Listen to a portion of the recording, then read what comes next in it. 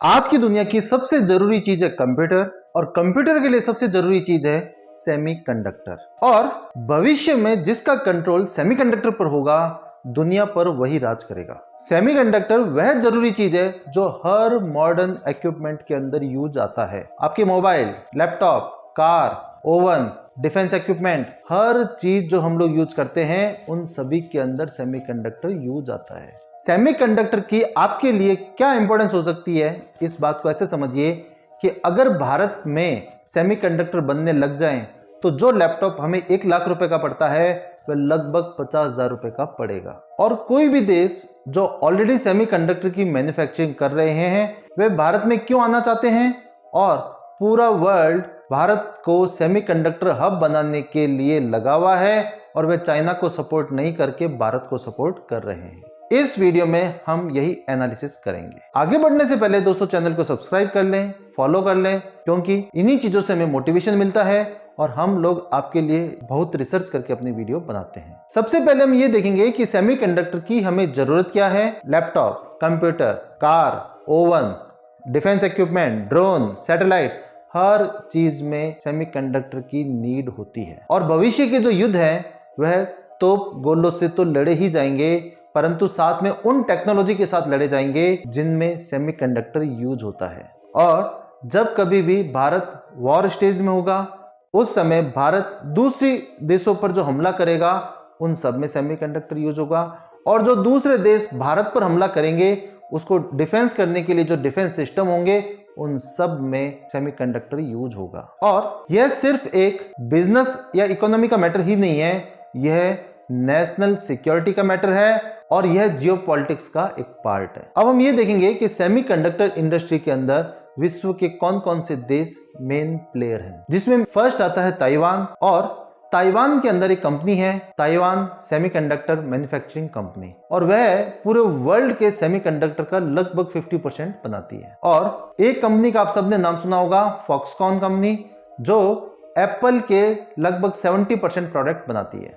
Second जो main player है वह south Korea, third Japan, fourth America, और अब इसमें न सिर्फ चाइना ट्राई कर रहा है बल्कि भारत भी ट्राई कर रहा है। अब आप सभी के मन में यह भी प्रश्न उठेगा कि इन सभी देशों की कंपनियां भारत में शिफ्ट क्यों होना चाह रही है। इसके लिए आपको थोड़ा बिजनेस और थोड़ा जियोपॉलिटिक्स समझना पड़ेगा, क्योंकि सेमीकंडक्टर की जो मार्केट प्लेयर है उनके जो टॉप 3 देश हैं वह चाइना के सराउंडिंग है, जैसे ताइवान, साउथ कोरिया, जापान। और चाइना वन चाइना पॉलिसी के अंतर्गत ताइवान को अपना हिस्सा ही मानता है और वह लगातार ये कहता है कि हम इस पे कब्जा करेंगे क्योंकि ये हमारा ही पार्ट है। सेकेंड, साउथ कोरिया, उससे भी चाइना के रिलेशन खराब है। जापान, उससे भी चाइना के रिलेशन खराब है। और चाइना का सिर्फ ऐसा नहीं है इन्हीं देशों से रिलेशन खराब है, चाइना का बॉर्डर 14 कंट्री से मिलता है परंतु उसका विवाद 18 कंट्री से। और चाइना का इनसे कभी भी विवाद बड़ा बन सकता है और युद्ध के स्तर तक जा सकता है, इसलिए इन देशों की कंपनियां उन जगहों से शिफ्ट होना चाह रही है। परंतु आप सबके मन में यह भी प्रश्न उठेगा कि जब चाइना पूरी दुनिया की मैन्युफैक्चरिंग हब है तो क्यों नहीं ये कंपनियां चाइना में ही शिफ्ट हो जाए। इसका रीजन ये है कि चाइना ट्रस्टेड पार्टनर नहीं है और भारत की इमेज ट्रस्ट के मामले में दुनिया में नंबर 1 है। और पूरे वर्ल्ड को चलाने वाले बड़े बड़े कॉर्पोरेट्स होते हैं, बड़े बड़े थिंक टैंक होते हैं और भी कई सारी ऐसी संस्थाएं होती है और इन्हें ही डीप स्टेट कहा जाता है। और ये डीप स्टेट अगले 10-15 सालों से भी ज्यादा के समय का प्लान करके चलते हैं। तो इन सभी को मन में ये लग रहा है कि आने वाले समय में चीन और अमेरिका व वेस्ट का युद्ध होना तय है। तो उस समय इन बड़ी बड़ी कंपनियों को नुकसान नहीं हो, इसलिए वह टाइम के अनुसार इन कंपनियों को दूसरे देशों में शिफ्ट करना चाहते हैं जहां वह सेफ हो, जहां पर उनके अच्छे रिटर्न मिल रहे हो, जहां पे उनकी मैन्युफैक्चरिंग कॉस्ट कम हो, जहां पे सस्ती लेबर मिल रही हो और जो डिफेंस के मामले में चाइना से डरे नहीं।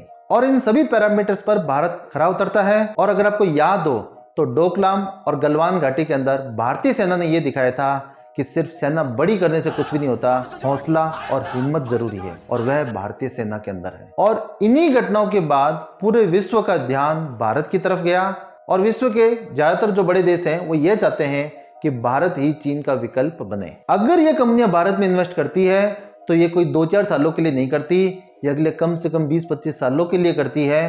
तो ये मानकर चलिए कि पूरा विश्व इस बात को एडमिट कर रहा है कि आने वाला समय भारत का ही है।